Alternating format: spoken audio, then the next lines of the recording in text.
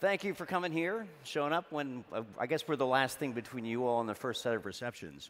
We're going to start. We have a video to play, I'm told. All right, let's roll that clip.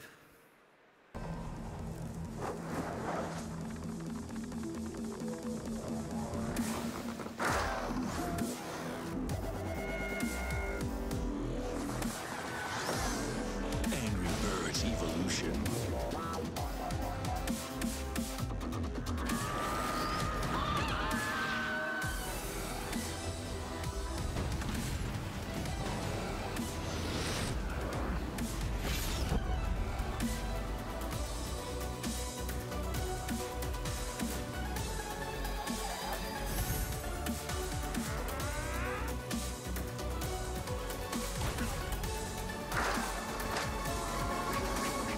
Hey, he's coming back.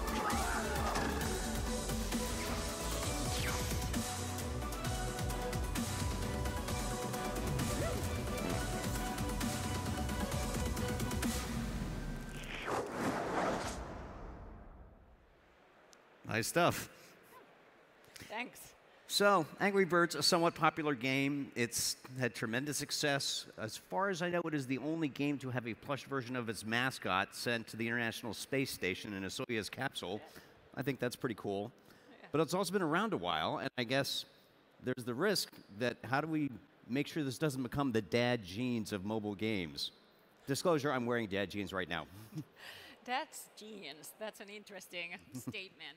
Well, anyways, Rovio today is actually a quite different company than it was a couple of years ago. So we've gone through several changes. And of course, I mean, the competition has become quite fierce also during the past years. In order to stay there in the top, you definitely have to have, high quality products. You need to be able to renew yourself over and over again.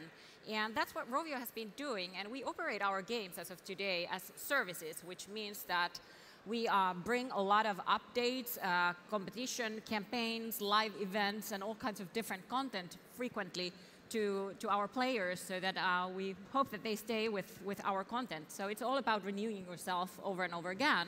And having a brand like Angry Birds, which is known and has a great brand recognition, 97%, definitely helps us. So I don't think that we're wearing any old jeans. Okay. So there have been so many, I started looking through the Play Store and the App Store on my mobile devices, how many Angry Birds titles were there, and I sort of lost count. So there's been sequels, there's been spin-offs, there's been license deals, Star Wars, Transformers. Which of those have sort of worked out best for you all over time? Iterating the basic version or having these branded iterations of it? Sure, and I mean, if you look at the portfolio that we have now, it is we have 20 games alive, and right, you said that there are a majority of them, of course, are Angry Birds games, but they are doing great. I mean, they are still nicely in the lists, and of course, we're doing to some extent new versions of those games as well. And one of the examples is the Angry Birds Evolution, the shirt that I'm wearing here, where the birds are actually different looking than the original Angry Birds. So it's again about renewing yourself, even though you're still playing with the same brand. Now with all these, you do have the extra sort of marketing issue in the App Store and the Play Store. Maybe somewhere there's a developer who's happy with the visibility of their titles and their discoverability in these platforms. I have not met that developer first. I take it you aren't either? Discoverability, as you said, that is an issue definitely for everyone. I think for smaller and bigger developers, we're all facing the same thing. For us, of course, again, coming back to Angry Birds, having a strong brand, that definitely helps in discoverability. When it comes to the app stores and potential changes that they're doing or they've done, I mean, for us, important is that we have good relationship with channels, and we continue having those, and we'll maintain those. But of course, all the time, we think the ways as well and how we can optimize our visibility in the stores going forward as well. Right. Are there any changes you'd like to see from Apple or Google in that regard? Wouldn't really like to go down to that route. I mean, they of course do as they see the best, and as I said, through good relationships, we try to accommodate and adjust accordingly and make best for both parties out of that. Gotcha. Have you? I know Apple added an advertising option not long ago. Have you tried that? Yeah, we're thinking about that. Yes. Okay. let me know how it goes. Yep. So, and the other thing is, of course, once you have the title on someone's phone, you want to make sure they spend time with it. So what have you found works? I mean, besides having a good, fun game that you can, get through while you're waiting to board your flight or, before the next panel at Web Summit, what else helps to ensure that the app doesn't get neglected and people keep firing it up and don't forget about it and don't move on to the next thing? Yeah, that's the thing that you need to have. You need to have the retention and the engagement in your games and the content that you provide. And of course, it is about having exciting things coming up in a pretty short period of time to make the players feel that they have always new things that they can try and consume time with. Yeah, it's nowadays the world is so hectic that you pretty quickly move to the next thing if there is not enough interesting stuff or content in the entertainment that you are consuming. So that's why we need to be on our toes all the time and bring new stuff to the players. Yeah, now this is something that sort of comes to mind, having seen all the talk about VR and AR elsewhere. Are we going to see Angry Birds VR? It seems like that would be the... Well, of course, I mean, we're looking for different things as well. Is it VR or is it AR? Is it MR? Actually, AR would be pretty good. I would definitely play Angry Birds AR. Oh, yeah. So, I mean, these are the things that we're, of course, looking at as well very, very closely. And when the market is ready, we'll be there. And we, of course, have, again, the brand, the asset that can give us a pretty fast ticket or entry ticket to the technology. Yeah. Now, speaking of market, let's talk about this plan to go public. What's the impetus for that? Sorry, can you repeat the question? What? The going public. Yeah. Your upcoming IPO. What's the story there? What's the story? What's the motivation? Besides, you could use the money. Right. I mean, first of all, of course, you come to at some point of time at the stage that you need to think that what will take you to the next level.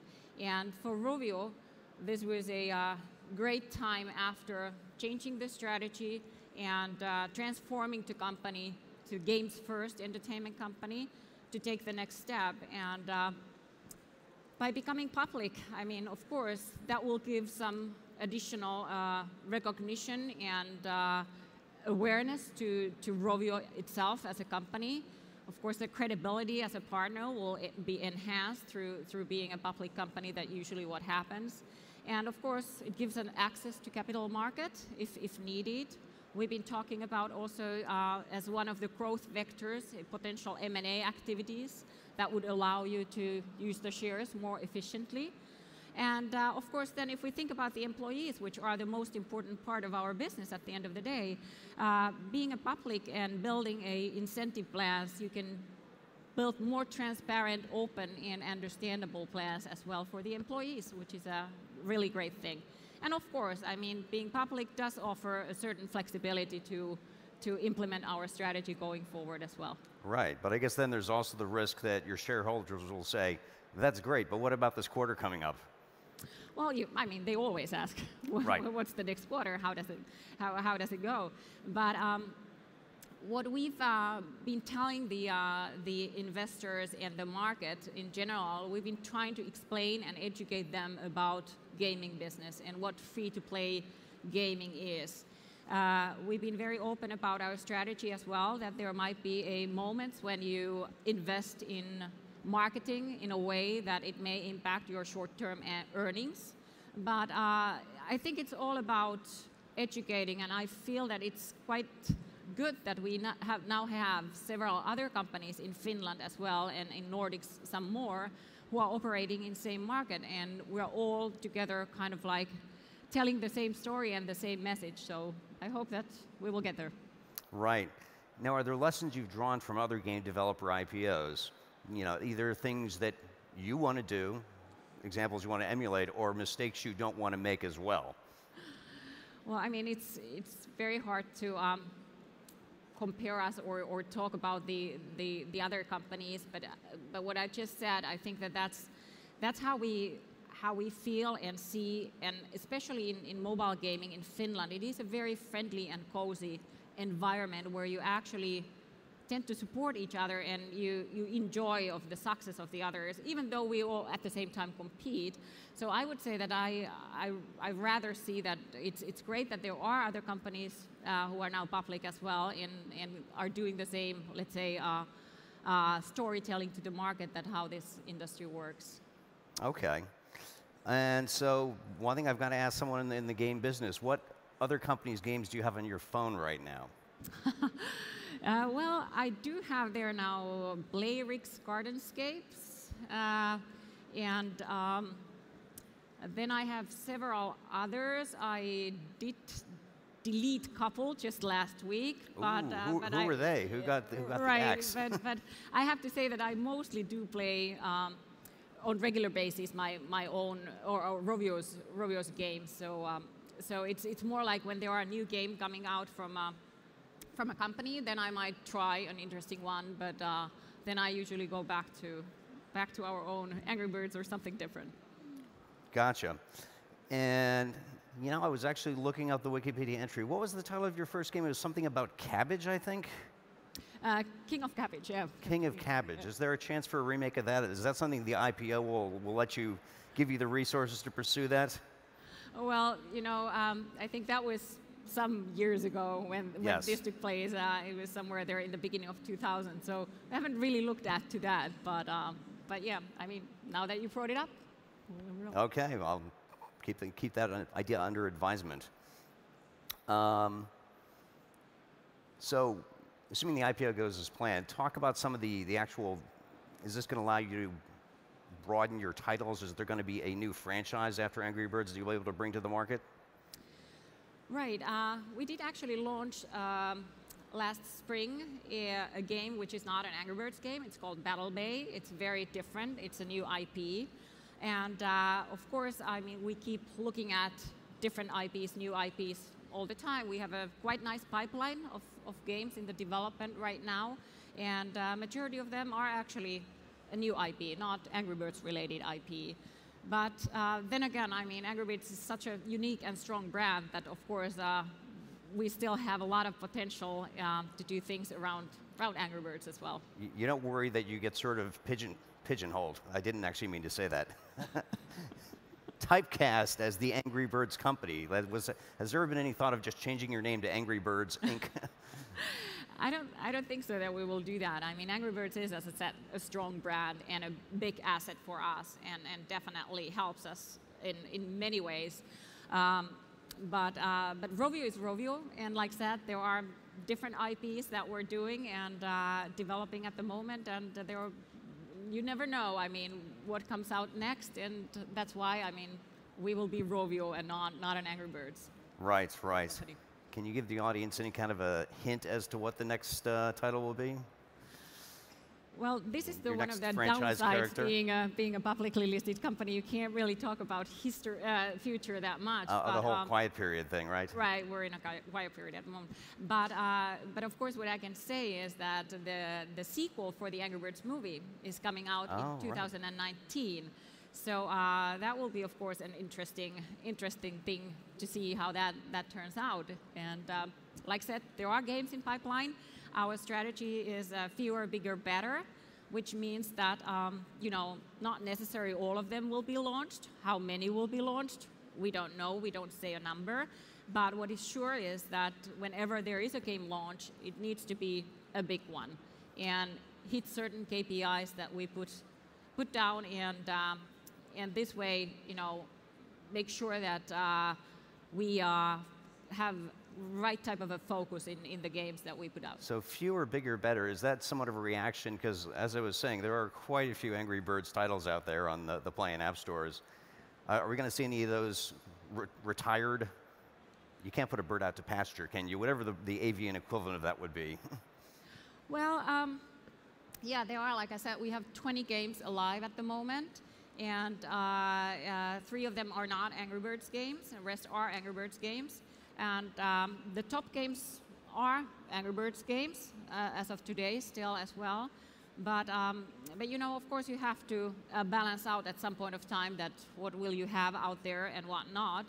And having now this fewer, bigger, better strategy means definitely that it will be probably a little bit more selective what comes out from Rovio nowadays. Okay.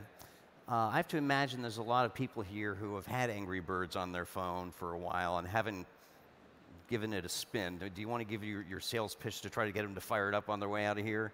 While you're waiting to get on the metro, because Uber is on strike this afternoon, I'm told.